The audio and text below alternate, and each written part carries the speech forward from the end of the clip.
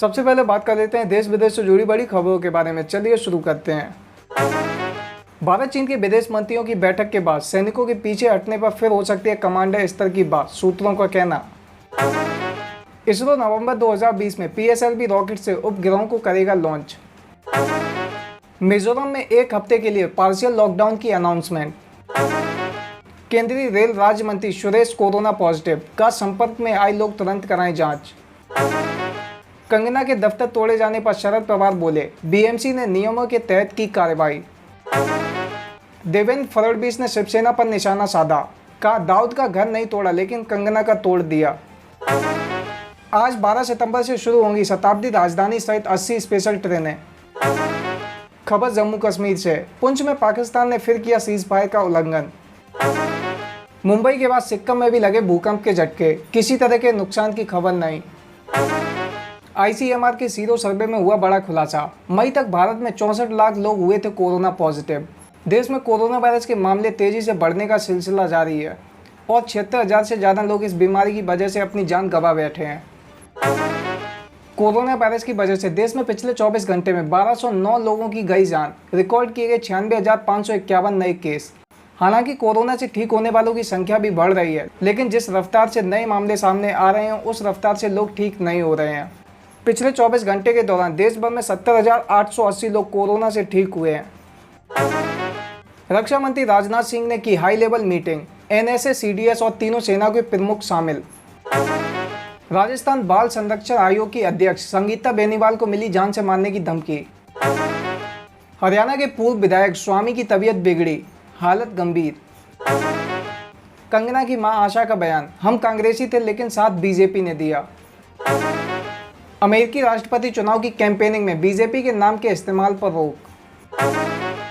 कंगना ने बढ़ाई इंडिगो की मुसीबत, डीजीसीए ने एयरलाइन कंपनी से मांगी रिपोर्ट। कोरोना मरीजों के लिए एम्बुलेंस किराया होगा फिक्स, सुप्रीम कोर्ट ने जारी किए निर्देश। सुप्रीम कोर्ट ने दी बड़ी राहत, कोविड मरीजों से ज़्यादा किराया वसूलने पर रोक। चीन के साथ पाकिस्तान की जुगलबंदी, एलओसी पर भारतीय इलाकों में कर रहे फायरिंग। नई शिक्षा नीति पर बोले पीएम मोदी, असली काम तो अब शुरू हुआ है, अब तक ये पुराने ठर्रे पर चल रही थी। बॉलीवुड ड्रग्स कनेक्शन पर जल्द हो सकता है बड़ा एक्शन, एनसीबी की रडार पर 4 से 5 बड़े नाम। डोनाल्ड ट्रंप का बाइडेन पर हमला, चीनी सेना को देश बेच रहा है बाइडेन का परिवार। भारत ने कहा, पाकिस्तान ने अल्पसंख्यकों के प्रति अपना दुर्व्यवहार छिपाने के लिए अयोध्या मुद्दा उठाया। यूएन ने भारत से कहा, आतंकियों की सीमाओं के पार फैले नेटवर्क से बच्चे सबसे अधिक प्रभावित। कुलभूषण जाधव मामला, पाकिस्तान नहीं देगा भारतीय वकील को केस लड़ने की इजाजत, कानून में बदलाव करने से किया इनकार।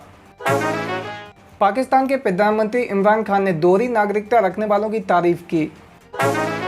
जयशंकर बांगी वार्ता, भारत चीन 5 सूत्रीय योजनाओं पर सहमत, पूर्वी लद्दाख में खत्म करेंगे गतिरोध।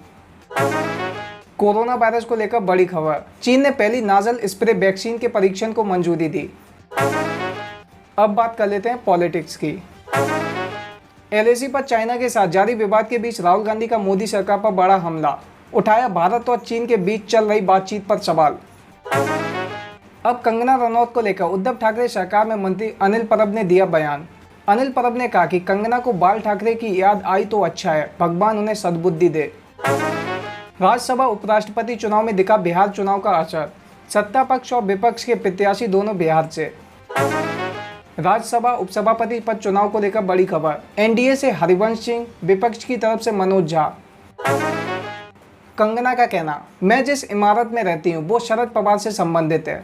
कंगना रनौत के दावे को लेकर जब संवाददाताओं ने पवार से सवाल किया तो उन्होंने इसे खारिज कर दिया। पवार ने व्यंग्यात्मक लहजे में कहा, यह मेरी इच्छा है कि कोई मेरे नाम पर एक इमारत का नाम रखे। अब बात कर लेते हैं बिजनेस एंड फाइनेंस की। जुलाई के दौरान औद्योगिक उत्पादन में 10.4% की गिरावट दर्ज। मूडीज का कहना, भारतीय अर्थव्यवस्था में चालू वित्त वर्ष के दौरान 11.5% की गिरावट का अनुमान।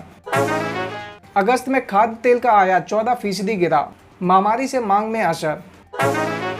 अडानी पोर्ट्स एंड सेज ने एनसीडी के जरिए जुटाए 900 करोड़ रुपए। ब्रिटिश एयरवेज कल से शुरू करेगी लंदन हैदराबाद उड़ान। IMF ने दी सलाह, कोविड-19 संकट से निपटने के लिए भारत को एक और राहत पैकेज की जरूरत। लोन मोरेटोरियम के दौरान ब्याज पर मिल सकती है राहत, आकलन के लिए सरकार ने बनाई समिति। पेट्रोल डीजल प्राइस में होने वाली वृद्धि से मिली राहत, ब्रेंट क्रूड हुआ $40 प्रति बैरल। जोमेटो ने जुटाई 1173 करोड़ रुपए, अगले साल आ सकता है IPO। ट्रंप ने दिया टिकटॉक को बड़ा झटका, कहा शर्त ना मानी तो 15 सितंबर से बंद होगी ऐप। रिलायंस जियो का दांसू प्लान, केवल 3.5 रुपए में रोज मिलेगा 1 GB high speed internet data. छोटी कंपनियों के लिए बड़ी खबर, मल्टी कैप फंड्स को करना होगा कुल एसेट का कम से कम 25% निवेश। सोने और चांदी में बढ़त दर्ज, सोना 287 रुपए की तेजी के साथ 52,391 रुपए प्रति 10 ग्राम पर पहुंचा। चांदी भी इस दौरान 875 रुपए बढ़कर 69,950 रुपए प्रति किलोग्राम हो गई। अब बात कर लेते हैं कैरियर एंड जॉब्स की।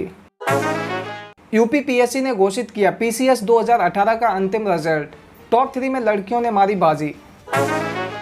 PM मोदी ने कहा नई शिक्षा नीति लागू करने के लिए एक हफ्ते में आए 15 लाख से ज्यादा सुझाव। बिहार सरकार नीट परीक्षार्थियों के लिए चलाएगी पटना और साहिबगंज के बीच स्पेशल ट्रेन। नई शिक्षा नीति 21वीं सदी के भारत को नई दिशा प्रदान करेगी, प्रधानमंत्री नरेंद्र मोदी का कहना। प्रधानमंत्री नरेंद्र मोदी ने बताया 2022 से लागू होगी राष्ट्रीय शिक्षा नीति 2020। नोएडा में 4 अक्टूबर को होगी UPSC परीक्षा। मार्कशीट बन गई है मानसिक प्रेशर शीट, बच्चों का परीक्षा से ना करें मूल्यांकन, प्रधानमंत्री मोदी का कहना। DU में अब ऑनलाइन डिग्री भी मिलेगी।